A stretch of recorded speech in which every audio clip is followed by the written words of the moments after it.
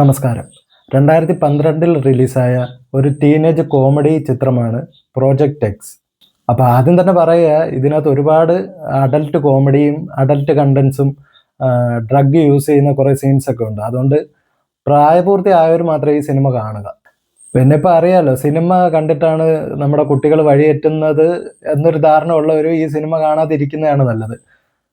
Cinema influence ചെയ്യുന്നില്ലെന്നല്ല, സിനിമയും influence ചെയ്യുന്നുണ്ട്. സമൂഹത്തിലെ മറ്റെല്ലാ വിഷയത്തെ പോലെയും സിനിമയും ഇൻഫ്ലുവൻസ് ചെയ്യുന്നുണ്ട്. പക്ഷെ സിനിമ മാത്രമാണ് ഇതിനൊക്കെ ഉത്തരവാദി എന്ന തരത്തിലുള്ള ചർച്ചകളോട് യോജിപ്പില്ല. ഇനി കഥയിലേക്ക് വന്നാൽ, തോമസ് ജെ.ബി. കോസ്റ്റ ടീനേജ് പ്രായത്തിലുള്ള സ്കൂൾ കുട്ടികളാണ് ഇവർ 3 പേരും സുഹൃത്തുക്കളാണ്. അപ്പോൾ ഇവർ സ്കൂളിൽ ഒട്ടും തന്നെ പോപ്പുലർ അല്ല. അതായത് ആരും മൈൻഡ് ചെയ്യാത്ത ഒരു വിഭാഗം നമ്മുടെ സ്കൂളിലെല്ലാം കാണുമല്ലോ. അപ്പോൾ തോമസിൻ്റെ 17th ബർത്ത്ഡേ ആണ്. അപ്പോൾ ഒരു ഹോം പാർട്ടി അറേഞ്ച് ചെയ്തിട്ട് സ്കൂളിൽ പോപ്പുലർ ആവുക, അതാണ് ഇവരുടെ ലക്ഷ്യം. അപ്പോൾ വീട്ടിൽ അച്ഛനും അമ്മയും പറയുന്ന വെച്ചിട്ട് തോമസ് പറയുന്നുണ്ട് മാക്സിമം 50 പേരെ ആവാവൂ, വീടിൻ്റെ ബാക്ക് യാർഡിലായിട്ട് നമ്മൾ പാർട്ടി മാക്സിമം പരിമിതപ്പെടുത്തണം എന്നൊക്കെ പറയുന്നുണ്ട്. പക്ഷേ എല്ലാ കൂട്ടത്തിലും കാണുമല്ലോ ഏണി പിടിച്ചു തരുന്ന ഒരു കൂട്ടുകാരെ. അതുപോലെ കോസ്റ്റ ഈ ബർത്ത്ഡേ മാക്സിമം പ്രൊമോട്ട് ചെയ്യുന്നുണ്ട് സ്കൂളിലും ക്യാമ്പസിലും. കൂടാതെ പ്രാദേശിക റേഡിയോയിലൊക്കെ പോയി പുള്ളി ഇത് അങ്ങ് പ്രൊമോഷൻ ചെയ്യുന്നുണ്ട്.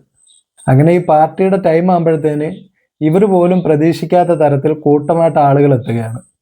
അങ്ങനെ ഇവർക്ക് തന്നെ നിയന്ത്രിക്കാൻ പറ്റാത്ത രീതിയിൽ അതൊരു വലിയ പാർട്ടിയായിട്ട് മാറുകയാണ്.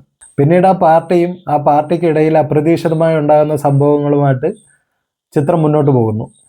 അപ്പോൾ ഇതിൻ്റെ ക്യാമറ വർക്കിനെ പറ്റി പറഞ്ഞാൽ, തോമസിൻ്റെ തന്നെ ഒരു കൂട്ടുകാരൻ ഈ ബർത്ത്ഡേ പാർട്ടി ചിത്രീകരിക്കുന്നുണ്ട്. ഒരു ഹാൻഡ് ക്യാമിൽ ഇത് ഷൂട്ട് ചെയ്യുന്നുണ്ട്, ഒരു ബർത്ത്ഡേ വീഡിയോ ഉണ്ടാക്കുന്നതിനായിട്ട്. അപ്പോൾ ആ ഒരു വ്യൂവിലാണ് ഈ പടം ഇങ്ങനെ കാണിക്കുന്നത്. അപ്പോൾ നമ്മൾ കാണുന്നത് അത്തരത്തിലായിരിക്കും. പക്ഷെ അതൊന്നും ഈ പടത്തിൻ്റെ ഫ്ലോയെ ഒട്ടും തന്നെ ബാധിക്കുന്നില്ല.